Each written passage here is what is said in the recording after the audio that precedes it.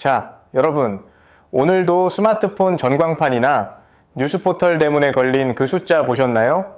1080원.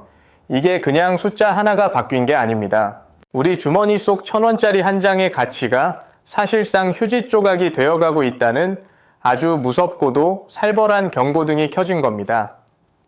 지금 대한민국 경제는 그야말로 보이지 않는 전쟁터입니다. 총칼만 안 들었지. 국가의 자존심이자 생명선인 원화 가치를 지키기 위해 외환 당국은 지금 이 순간에도 피 말리는 사투를 벌이고 있거든요. 그런데 상황이 정말 심상치 않습니다. 외환보유고라는 우리 국고의 방패가 1997년 IMF 외환위기 이후 가장 빠른 속도로 깎여 나가고 있다는 소식 아마 들어보셨을 겁니다. 오늘은 이 숫자들이 감추고 있는 진짜 공포, 그리고 우리가 미처 몰랐던 환율 폭등의 민낯에 대해 아주 깊숙이 파헤쳐 보겠습니다. 자, 상상해 보세요. 여러분의 월급은 그대로인데 밖에서 사오는 모든 물건의 가격이 미친 듯이 치솟고 내가 갚아야 할 은행 이자가 내 월급의 절반을 넘어서는 상황. 이게 더 이상 영화 속 이야기가 아닙니다. 이제부터가 진짜 본 게임입니다. 끝까지 집중해 주세요. 우선 지금 상황이 얼마나 어처구니없고 심각한지부터 짚고 넘어가야겠습니다. 한국은행 이창용 총재가 최근 기자 간담회에서 아주 이례적인 발언을 쏟아냈습니다. 보통 이런 분들은 아주 점잖고 딱딱한 용어만 쓰잖아요. 그런데 이번엔 달랐습니다. 계속 얘기하면 감정이 올라와서 대답을 잘못할 것 같다 라고 말할 정도로 격앙된 반응을 보였습니다. 도대체 무엇이 우리나라 최고의 경제수장을 이토록 화나게 만든 걸까요? 바로 1480원이라는 이 미친 환율 때문입니다. 이 총재의 말에 따르면 어떤 경제 모델을 돌려봐도 지금 우리 경제 기초 체력으로는 1480원이라는 숫자가 나올 수가 없다는 겁니다. 한마디로 비정상적인 관기가 시장을 지배하고 있다는 뜻이죠. 미국 재무장관조차 원화가 너무 낮게 평가됐다고 말할 정도니 이건 단순히 달러가 강해서가 아니라 무언가 우리 내부에서도 큰 구멍이 났다는 소리입니다. 그럼 여기서 궁금증이 생기죠. 아니, 나라에 달러가 부족하면 정부가 좀 풀어서 막으면 되는 거 아냐? 네, 맞습니다. 실제로 우리 정부 정말 처절하게 막고 있습니다. 그런데 그 방식이 거의 전시 상황을 방불케 합니다. 최근 관세청이 뭘 했는지 아십니까? 불법 무역 외환 거래 단속 TF라는 걸 만들었습니다. 이름부터가 아주 살벌하죠. 전국 세관의 조사 인력을 총동원해서 기업들을 이 잡듯 뒤지기 시작했습니다. 수출해서 달러 벌었으면 빨리 시장에 내놓으라는 겁니다. 달러를 쟁여두고 환율이 더 오르길 기다리는 기업들을 매국노 취급하며 압박하는 수준이에요. 조사 대상만 무려 1800곳입니다. 대기업, 중견기업 가릴 것 없이 장부 다 가져와봐 라며 1, 2개월씩 현장에 상주하며 조사를 한다는데 이게 기업들 입장에서는 보통 스트레스가 아닙니다. 오죽하면 정부가 자기들 정책 실패 책임을 기업에 떠넘기는 거 아니냐는 볼멘 소리가 나올 정도니까요. 하지만 더 큰 문제는 바로 우리 지갑을 직접 조이는 금리입니다. 환율이 오르면 물가가 오르고 물가를 잡으려면 금리를 올릴 수밖에 없는 악순환. 여러분, 지금 주택담보대출 금리 확인해 보셨나요? 변동형 상품 금리의 기준이 되는 코픽스가 4개월 연속 상승하면서 금리 상단이 벌써 6%를 훌쩍 넘어섰습니다. 불과 몇 달 만에 이자 부담이 폭등한 거죠. 특히 2021년 금리가 0.5%이던 그 시절에 영끌해서 집 사신 분들 있죠?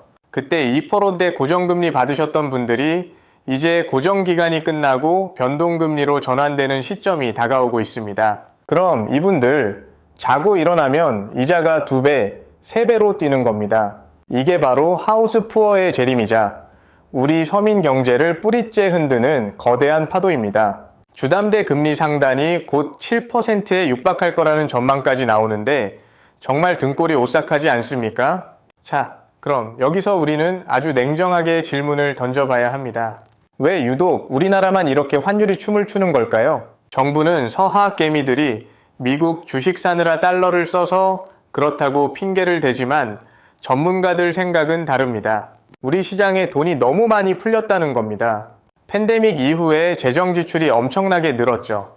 민생 쿠폰이니 뭐니 해서 시장에 풀린 원화 뭉칫돈들이 결국 원화 가치를 떨어뜨리는 주범이 됐다는 지적입니다.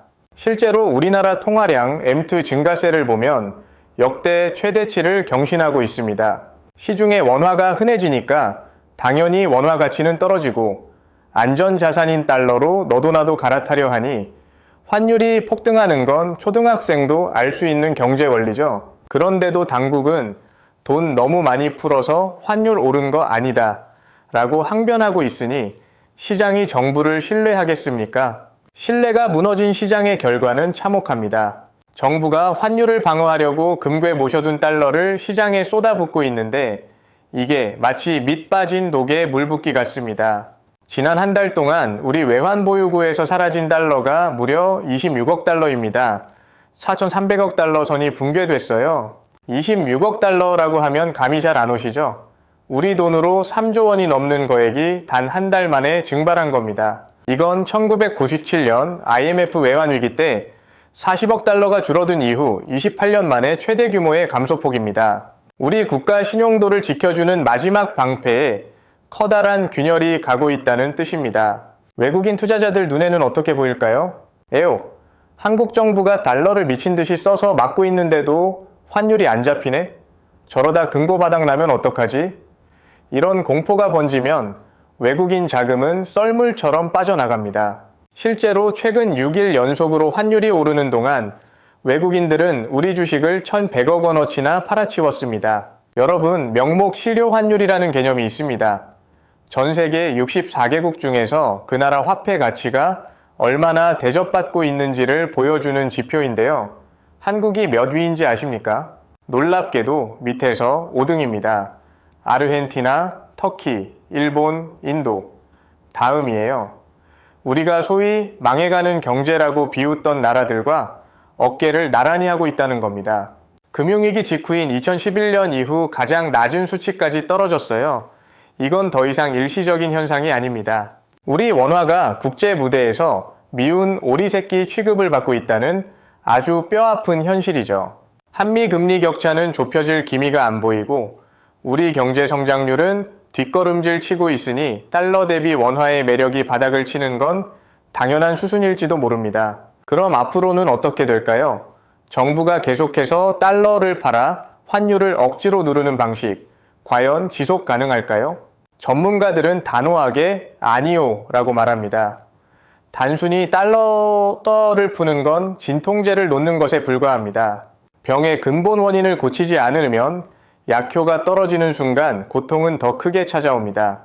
지금 우리에게 필요한 건 시장 개입이라는 땜질이 아니라 경제 체질 자체를 바꾸는 대수술입니다. 수출 경쟁력을 키워서 달러가 자연스럽게 흘러 들어오게 만들고 외국인 투자자들이 다시 한국 자산을 사고 싶게 만드는 매력적인 환경을 조성해야 합니다. 그렇지 않으면 우리는 조만간 1,500원 시대, 아니 그 이상의 혹독한 겨울을 맞이하게 될지도 모릅니다. 자, 상상해보세요. 만약 환율 방어에 실패해서 외환보유고가 정말 위험 수위까지 떨어진다면 국가 신용등급이 강등되고 외국 은행들이 우리 기업에 빌려준 돈을 당장 갚으라고 요구하기 시작합니다. 수입 물가는 천정부지로 솟아올라 기름값, 전기료, 식료품 가격이 지금의 2배가 됩니다. 1997년에 그 악몽이 다시 현실이 되는 겁니다. 너무 비관적인 시나리오 아니냐고요? 하지만 숫자는 거짓말을 하지 않습니다. 지금 우리가 마주한 1,480원은 단순히 환전할 때 조금 더 비싸게 내는 돈의 문제가 아니라 우리 국가 경제에 존망이 걸린 중대한 신호탄입니다. 오늘 이야기를 정리해 보겠습니다. 지금의 환율 폭등은 대외적인 달러 강세 요인도 있지만 우리 내부의 과도한 유동성과 정책적 불확실성이 만들어낸 합작품입니다. 정부는 기업을 쥐어짜고 외환보유고를 헐어서 막고 있지만 시장의 신뢰를 얻지 못하는 한 이 방패는 머지않아 한계에 부딪힐 겁니다. 결국 답은 하나입니다. 우리 경제의 기초 체력을 다시 기르고 시장의 원칙을 바로 세우는 것, 그리고 우리 국민들은 이 거대한 경제의 흐름을 냉철하게 지켜보며 대비해야 합니다. 정말 어처구니 없는 상황이죠.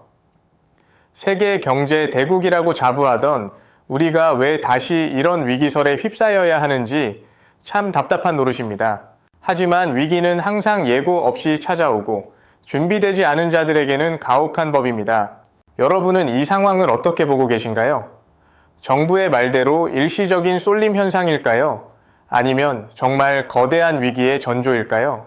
여러분의 생각은 어떠신지, 혹시 지금의 고금리와 고환율 때문에 직접적인 타격을 입고 계신 분이 있다면 그 생생한 이야기를 들려주세요. 오늘 지식의 소용돌이가 준비한 이야기는 여기까지입니다. 환율이라는 복잡한 숫자 이면에 숨겨진 우리 삶의 생존 투쟁, 조금은 실감이 나셨나요? 이 영상이 여러분의 경제적 해안을 넓히는데 조금이라도 도움이 되셨다면 정말 좋겠습니다. 앞으로도 저희는 단순한 뉴스를 넘어 그 속에 담긴 진짜 서사와 진실을 찾아 전달해 드리겠습니다. 세상의 모든 지식이 소용돌이치는 곳, 정세무사의 퇴근길 경제라디오였습니다. 다음에는 더 흥미롭고 깊이 있는 이야기로 돌아오겠습니다. 시청해 주셔서 감사합니다.